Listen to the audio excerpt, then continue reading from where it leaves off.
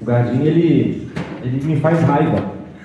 Ele me faz raiva porque ele samba no conhecimento de uma maneira tão grande que me dá ódio. Aquele ódio de inveja, sabe? Hashtag ódio, hashtag inveja. Né? Quando eu crescer, eu quero ser igual você, cara.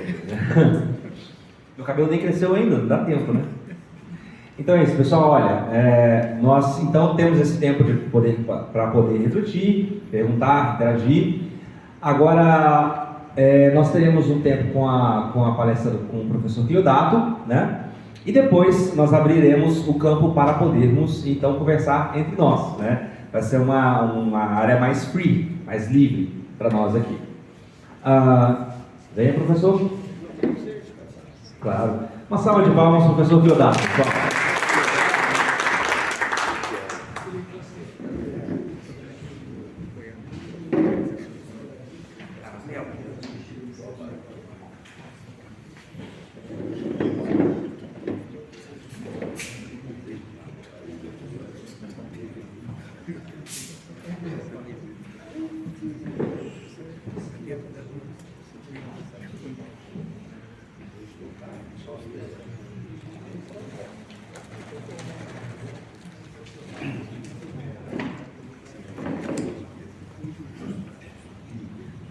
Boa noite, pessoal, a todos.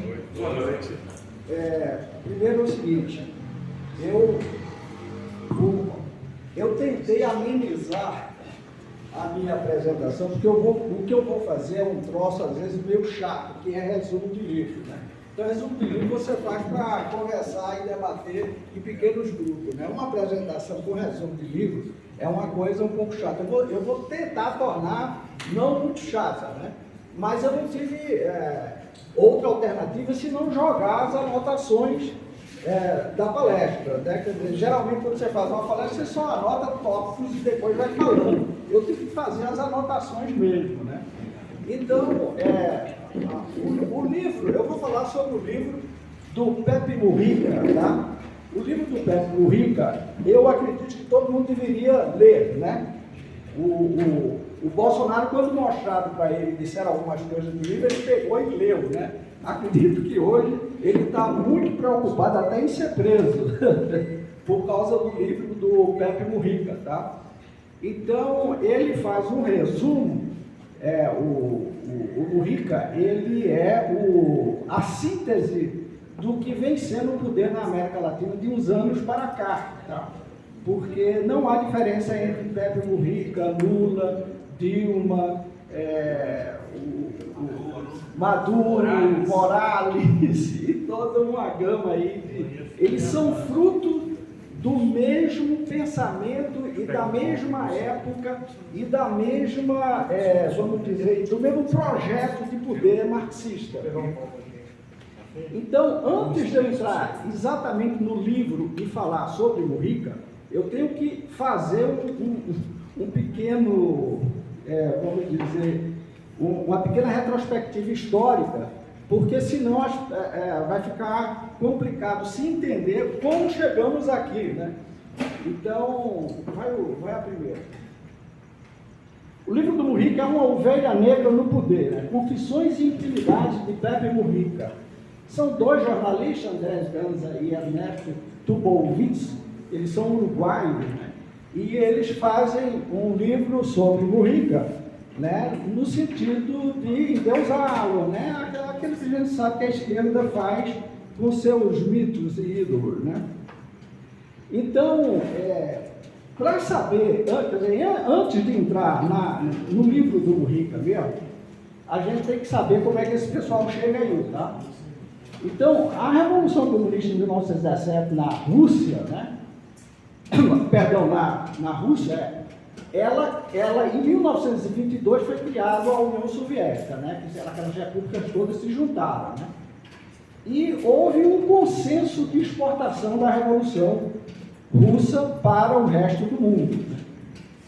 Então, os partidos comunistas foram criados no mundo inteiro com total apoio da Rússia, da KGB, de países e órgãos de informação do leste europeu e de empresários, eu vou chegar nisso, quando não era possível a criação desses partidos, a ordem era infiltração em partidos liberais e conservadores, né?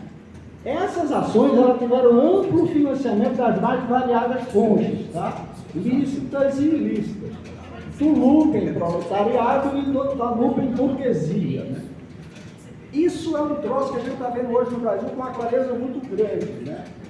O Marx, ele entendeu, ele percebeu, e Lenin, quando foi liderar a Revolução na Rússia, ele percebeu que a classe operária, que na verdade não existia classe operária na Rússia na época, é uma fraude a Revolução Russa no sentido de que a Revolução do Proletariado, porque a Rússia era agrícola, ela não tinha indústria, pelo contrário, um dos motivos da insatisfação na Rússia e da Revolução é porque a Rússia não tinha feito ainda a sua Revolução Industrial, nem tinha modernizado a monarquia absoluta, que era czarista, né?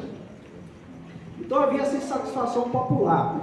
Mas o que pode ser chamado de proletário, que na verdade era o trabalhador agrícola, o pequeno operário manual, o artesão, esse pessoal, foi tentado levar para fazer a Revolução.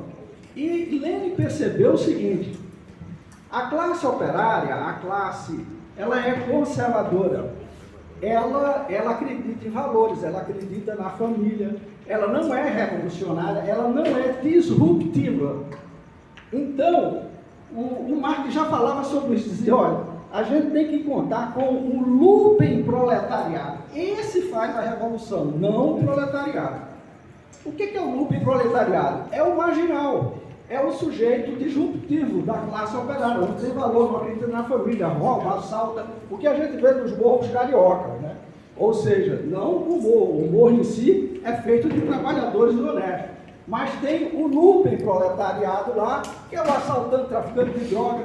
O sujeito não tem valores, ele não acredita na sociedade, nos valores da sociedade, na família, em coisa nenhuma. Então, esse pessoal é muito bom para fazer a revolução, né? Para se vir como movimento armado, né? A mesma coisa existe na lumpen burguesia. O que é a lumpen burguesia? É que na burguesia, no empresariado, existe também o cara que é marginal. Ele não acredita no mercado, na competição, em vencer dentro das regras do mercado, né? Ele quer a proteção do governo, a corrupção, as facilidades, né? Agir contra a lei, o contrabando e tudo que você imaginar que fere as regras do mercado para facilitar o lucro, né? Ou até a proteção, vamos dizer, do Estado, financiado por eles próprios, para dar privilégios aos seus negócios, né? Qualquer semelhança com o que a gente vê hoje é mera coincidência, né? Então, os membros desse partido tiveram amplo treinamento das mais variadas técnicas de infiltração e aparelhamento, desestabilização de governo e guerra revolucionária. Os intelectuais comunistas sabiam da dificuldade de implantar o comunismo nos Estados Unidos, antes mesmo da Segunda Guerra, né? Antes mesmo da Segunda Guerra, o que os Estados Unidos não tinham se transformado numa potência, né, mundial, o pessoal sabia que havia uma dificuldade muito grande de implantar o comunismo nos Estados Unidos, né?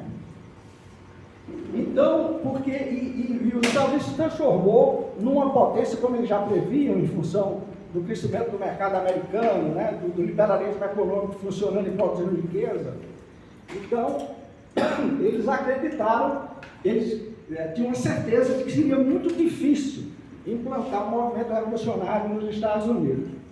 Então, eles utilizaram duas técnicas para minar isso: difusão incessante do anti-americanismo em todas as camadas da sociedade e nos países da América, e para produzir o isolamento dos Estados Unidos, do resto da América, do México até a Terra do Fogo lá embaixo. Então, vai próximo.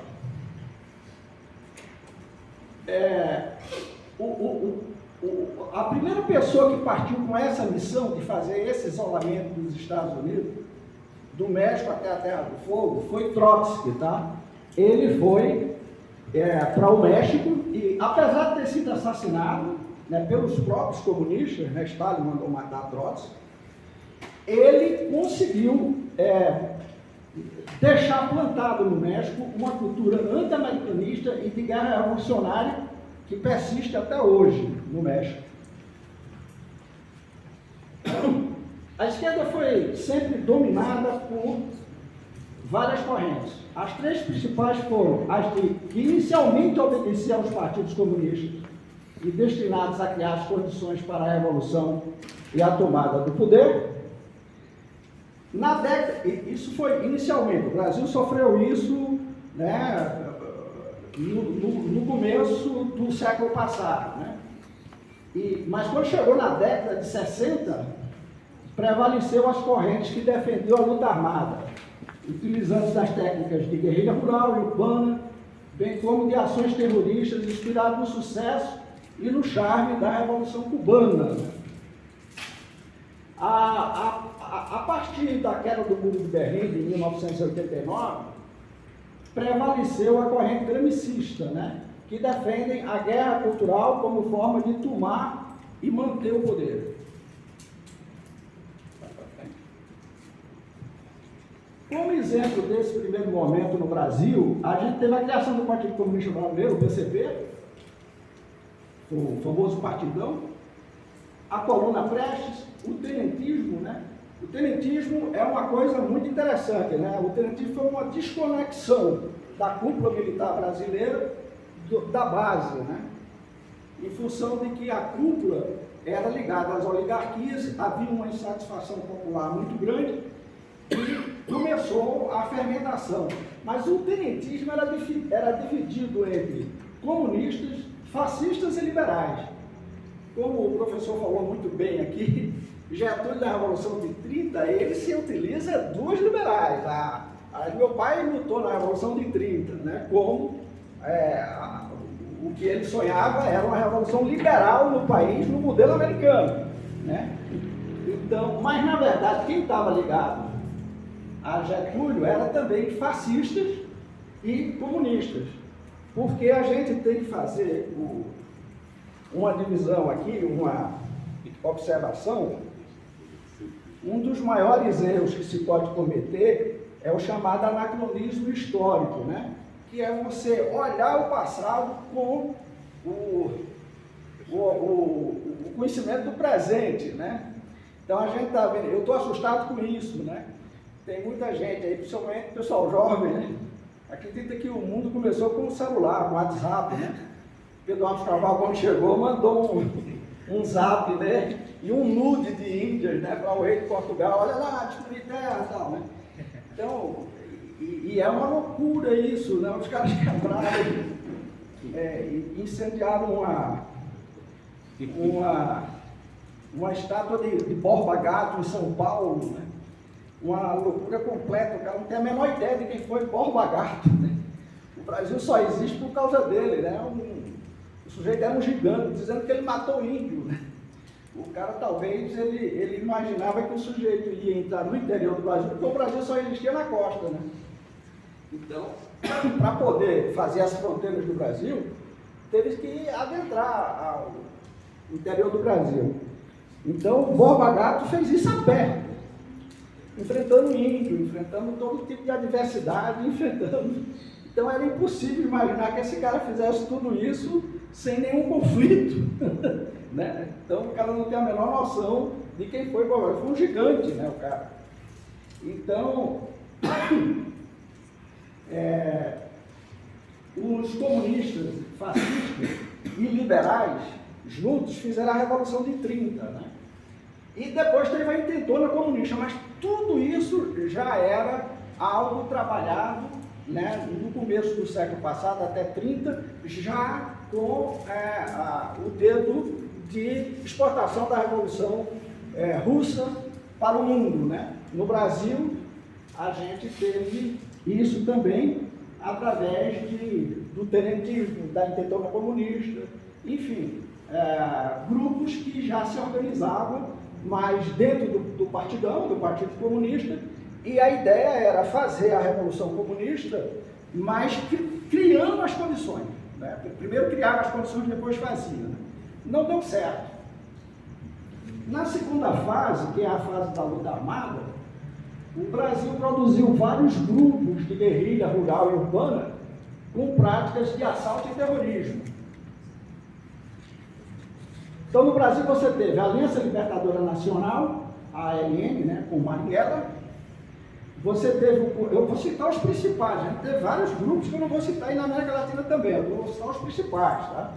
A gente teve a Aliança Libertadora Nacional, com Marighella, a gente teve o Comando de Libertação Nacional, Colino, com Zé Disseu, o Partido Comunista do Brasil, o PCdoB, que é um racha do Partidão, exatamente porque o Partidão era fiel à ideia russa, né, de se fazer as condições para a Revolução e não entrar na luta armada. Né? Mas o João Amazonas discordou disso, houve um racha e eles que fizeram a guerrilha no Araguaia. Né? Então você tem João Amazonas e Aldo Rebelo, que participaram, eram os líderes. Né? Teve a Vanguarda Popular Palmares, a Palmares, com Dilma Rousseff e Fernando Pimentel, a Ação Popular, AP, José Serra e Aldo Rebelo, que também foi da AP, né? E o Movimento Revolucionário 8 de Outubro, o MR8, Frank Martins, Valdemir Palmeiras, Lamarca, Gabeira, eles depois, o MR8 entrou no PMDB e no PSDB, tá? Essa segunda fase, ela se expandiu desde o México, passando pela América Central, América do Sul, e finalmente até a Terra do Fogo, como foi pensado lá atrás, até com Trotsky, né? E seus membros, apesar de não conseguirem tomar o poder pelas armas, todos, nos diversos países, estão direta ou indiretamente no poder e com muitos poderes. Mujica, como veremos mais na frente, simboliza todos eles. Então, todo esse pessoal da luta armada da década de 60 hoje está no poder na América Latina e tem muito poder. Só para se ter uma ideia, eu também não vou citar todos, é muito mais, tá? Mas você tem o Exército Zapatista de Libertação no México, de Libertação Nacional, eles continuam lá com foco guerrilheiro, tráfico de drogas, né? Influenciando o poder no México. O México não governa sem esses caras. Tá? Domínio de 1/3 do território, né? Eles dominam 1/3 do território mexicano. Dominam 1/3 do território americano. Muito bem lembrado, uma coisa espetacular do ponto de vista de você acreditar que o cara está na fronteira dos Estados Unidos fazendo isso. Né? Tem os sandinistas na Nicarágua, o Sendero Luminoso no Peru, Farc-Zimi na Colômbia, que agora chegaram ao poder mesmo, né? E Tupamaros no Uruguai e Montoneiros na Argentina. Citei os principais, mas tem outros, tá? A última e terceira fase é a da guerra cultural. Ela é mais perigosa e cruel do que todas as outras, porque ela acontece pela ocupação da sociedade civil organizada.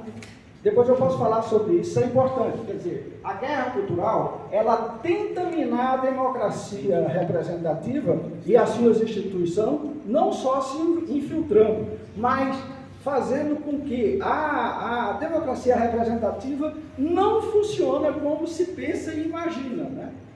No Estado Democrático de Direito. Então, eles acontecem pela ocupação da sociedade civil organizada, ela tenta destruir os valores da civilização ocidental judaico-cristã para depois promover a tomada e a manutenção do poder. E ela não dispensa a violência das fases anteriores. Então, quando você vê o cara dizendo, não existe mais o velho comunista, existe. Não existe mais o pessoal da década de 60, da luta armada, lá, existe. O pessoal pensa que só existe os gramicistas hoje que querem fazer guerra cultural. Não. Esses caras não dispensam as fases anteriores. Eles preparam, porque eles sabem que, para ele chegar ao poder nas democracias ocidentais, ele tem que minar o sistema moral, educacional, família, tudo que puder para você deixar os valores que iriam impedir a revolução, né? Isso que Marx já sabia lá atrás, Lenin testemunhou isso, né? Que na verdade mesmo o operário, as classes menos favorecidas, elas não são disruptivas. Elas acreditam na família, elas trabalham, entendeu? Elas têm moral, elas não são desonestas, elas acreditam em prosperar, tudo isso, né? Só para se ter uma ideia, na favela da Rocinha, no Rio de Janeiro, é o menor índice de inadimplência bancária do Brasil. Ou seja, os caras mais honestos estão na favela da Rocinha, né? Não tem... Aí, mas você imagina, mas o tráfico de drogas está lá, não sei. Sim, isso é o looping proletariado. Esses caras controlam a favela. Aquelas pessoas, a maioria esmagadora, é escudo delas. Elas dominam a sociedade pela violência, pelo tráfico de drogas, etc. e tal. Mas elas não têm apoio do cidadão da Rocinha. O cara é trabalhador, ele é pedreiro, ele é pintor, ele é mecânico e ele acredita em educar a família dele, que o filho dele vai prosperar, vai para uma universidade, etc. e tal, e faz isso, né? Então, vai para frente. E aqui chega o momento de se falar em José Mujica, tá? Eu tive que falar isso tudinho aqui para a gente chegar no Mujica, senão se eu entrasse direto no Mujica, ninguém ia entender por que esse cara simboliza tudo isso, tá? Então, o Pepe Mujica, em seu livro, né, o sugestivo nome de Uma Ovelha Negra no Poder, ele tenta, os jornalistas tentam canonizá-lo, né? Mas tudo que ele próprio, o Mujica, diz é profundamente revelador do momento em que vivemos. O livro conta a história da vida de Mujica até chegar ao poder, ele chega ao poder lá no Uruguai. Mas é praticamente igual ao dos diversos personagens da luta armada na década de 60 que chegaram ao poder nos diversos países da América Latina, inclusive no Brasil. Não tem diferença. Aliás, o Mujica parece muito com a Dilma, sabe? É meio idiota, imbecil, a cognição dele, ele diz barbaridade. Né?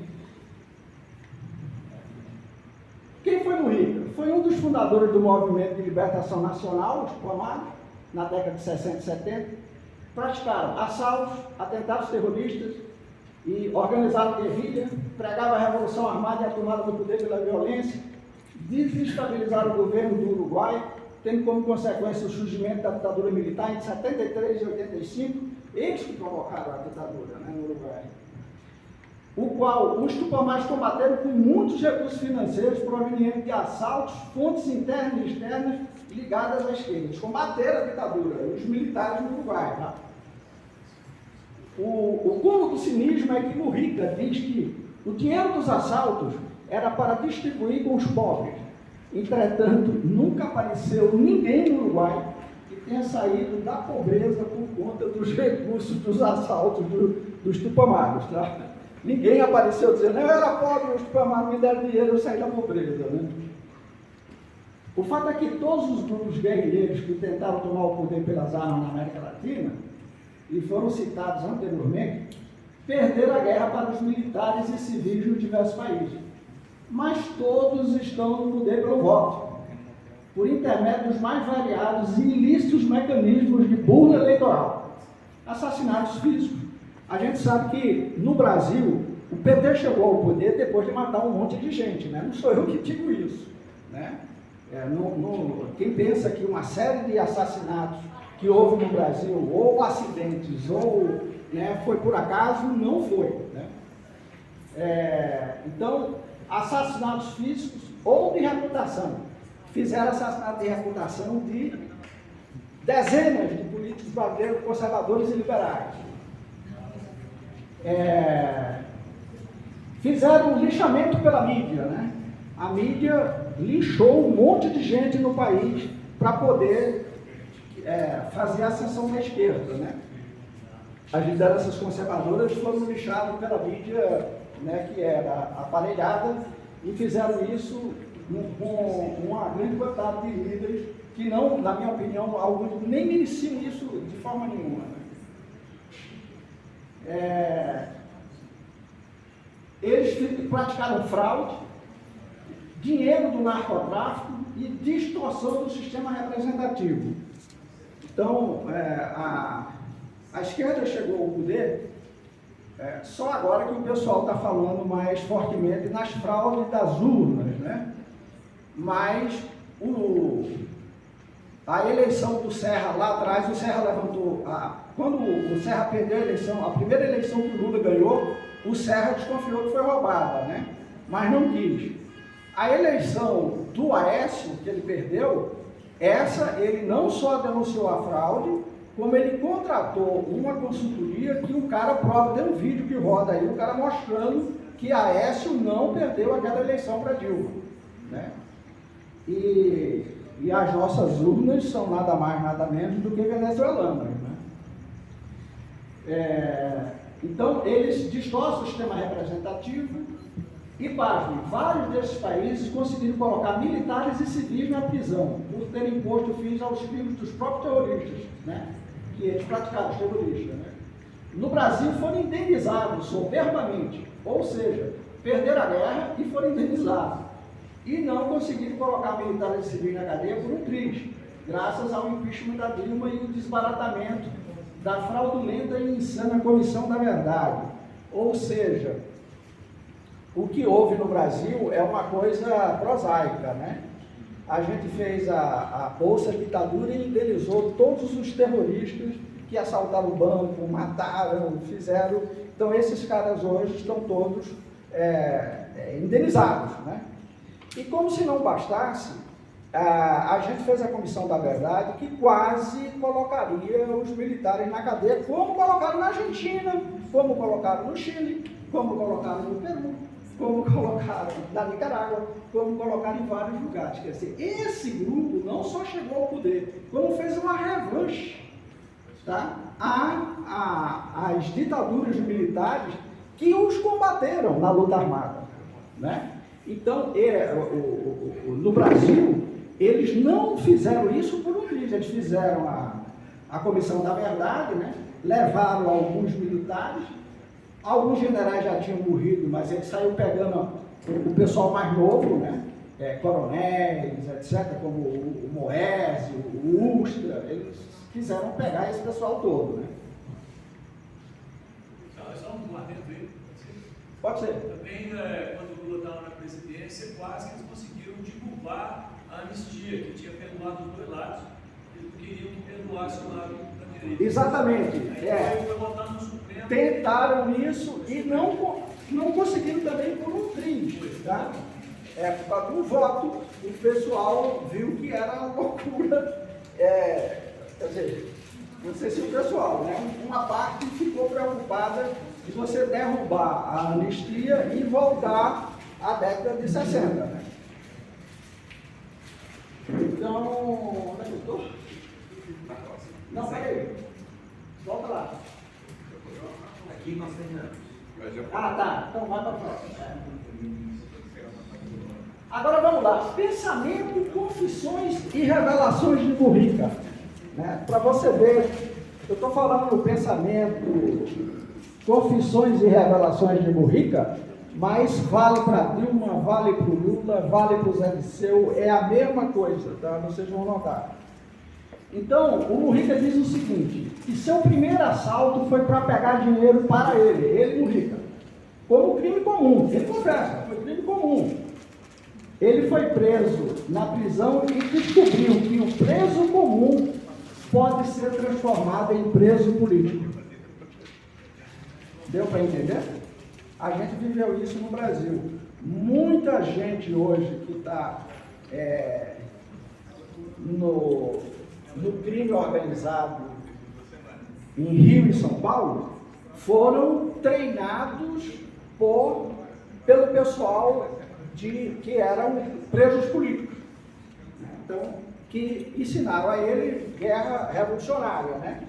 E há uma defesa no Brasil, né? O Lula já deu várias entrevistas, onde ele diz que o cara que rouba celular, que trafica droga, tem que ser solto. Você não vai prender essas pessoas, elas não são criminosos, né? São problemas, é um problema social, né? Opa, o que houve aqui?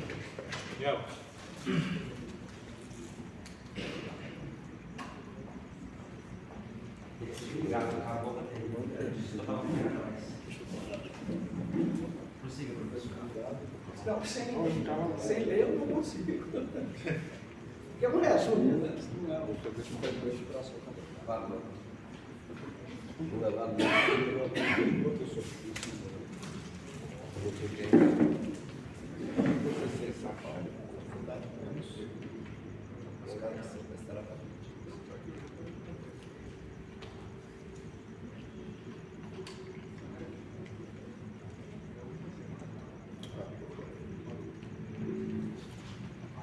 Esse aqui é o do Jardim? Oi? Esse aqui é o do Jardim? Não, o jardim é esse aí, o primeiro. Eu acho que é dele, sim, esse da Dell. Você tem um carregador aí, por favor? Ele falou que ia ficar sem bateria, mas não sei onde é que o carregador dele. Chama ele lá pra mim. Então, o professor acho que pisou no fio lá atrás. Aí ele deu. Eu vou aproveitar a parada.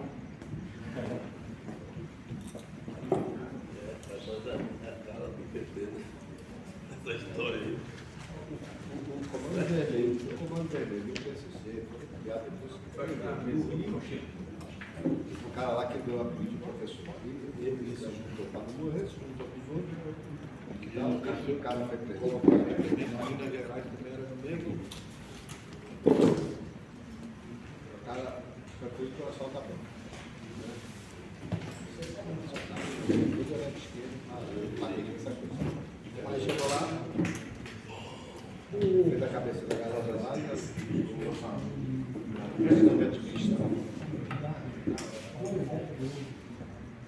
E em São Paulo, o PCC começou porque na época do muito ligado com o brasileiro, que tinha brasileiro, aí eu falo, por isso que eu pude ele caiu. O pessoal ficou preso, porque eles folgaram ele.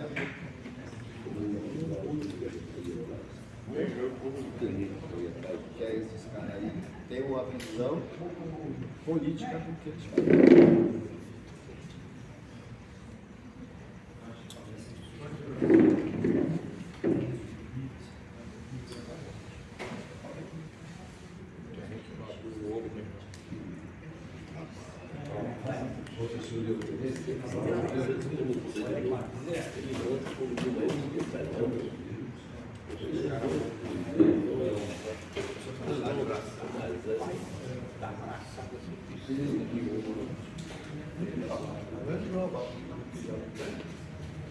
Ele vai ser